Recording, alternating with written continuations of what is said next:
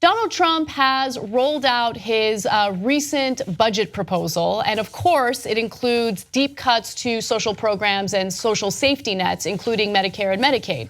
Another target for the Trump administration is the food stamp program, which low-income families rely on in order to put food on the table for their children. Now, recently, Mick Mulvaney, who is the White House budget director, was speaking about this during a press conference, and listen to the proposal that he just made. Take a listen. What we do is propose that for folks who are on food stamps, part, not all, part of their benefits come in the actual sort of, and I don't want to steal somebody's copyright, but a blue apron type program where you actually receive the food instead of receive the cash. It lowers the cost to us because we can buy prices at wholesale whereas they have to buy it at retail. It also makes sure that they're getting nutritious food. So we're pretty excited about that. So he used the brand Blue Apron, which by the way delivers fresh ingredients to consumers who purchase their product.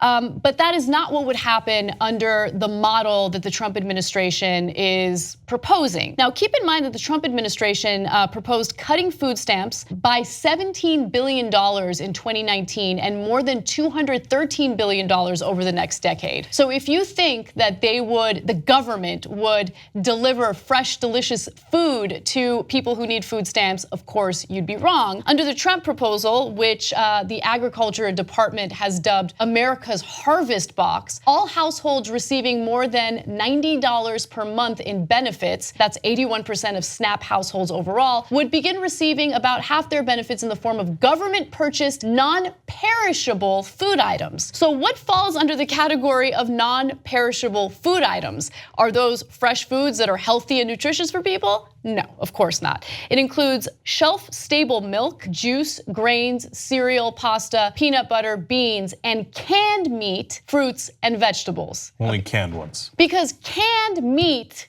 canned fruit, and canned vegetables are really nutritious for you. So, all right, why are they doing this? What are the problems with this? And then I got good news for you on why it's not going to pass.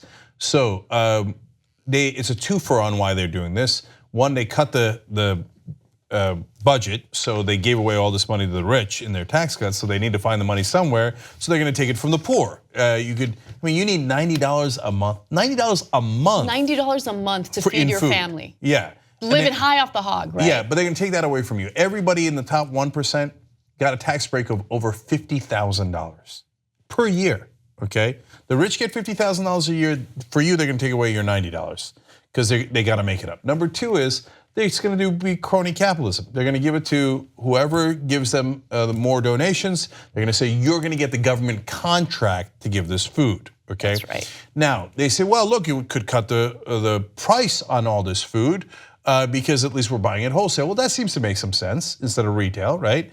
But wait, how about distribution? Now, normally when you give them the coupons, people go buy it on their own and you don't have to deliver the food to them. Well, that is about a third of the cost for Blue Apron as an example. Of all their costs is just distribution. So there goes a lot of your savings from wholesale versus retail. And then on top of that, how about if their person is a diabetic or they're a senior citizen or they're kids, they need different food.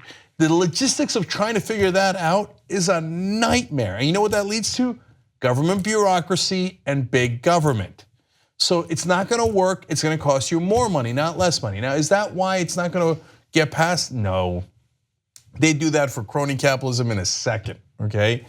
No, it's not gonna pass for two reasons. One, there's just simply too many Americans on food stamps and a lot of them are Republicans. So in places like West Virginia, Kentucky, Arkansas, I'm keeping it real. Mississippi, yeah. And they're gonna come out and go, wait, you're gonna cut my food stamps?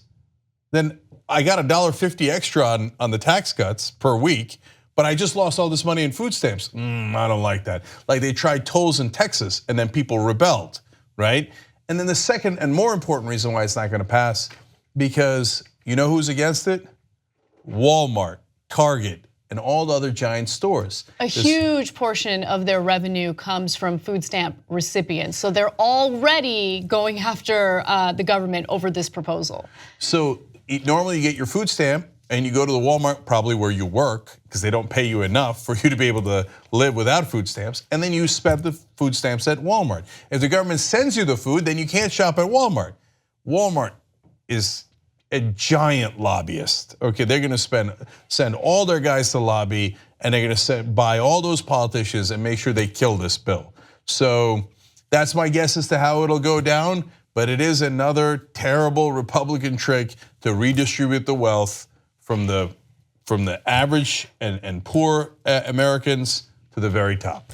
Also, I always find it fascinating how the Republican Party consistently argues that Americans need less government in their lives. They need less of the nanny state, less of the government bureaucracy, but at the same time, they propose ridiculous things like this that would essentially have them picking and choosing what you eat if you don't make enough money to put food on the table for your children. And by the way, some might say, well, I mean, if you're in a situation where you need food stamps and you're using, government money, maybe the government should be able to tell you what you can and can't eat. But think about the number of Americans who actually have full-time jobs and they still don't make enough money to put food on the table for their kids. I mean, that is the real issue here. The fact that we have full-time employees in the US and they're paid so little, they're not paid a living wage, and these corporations have to be subsidized by the government in the form of food stamps for their employees.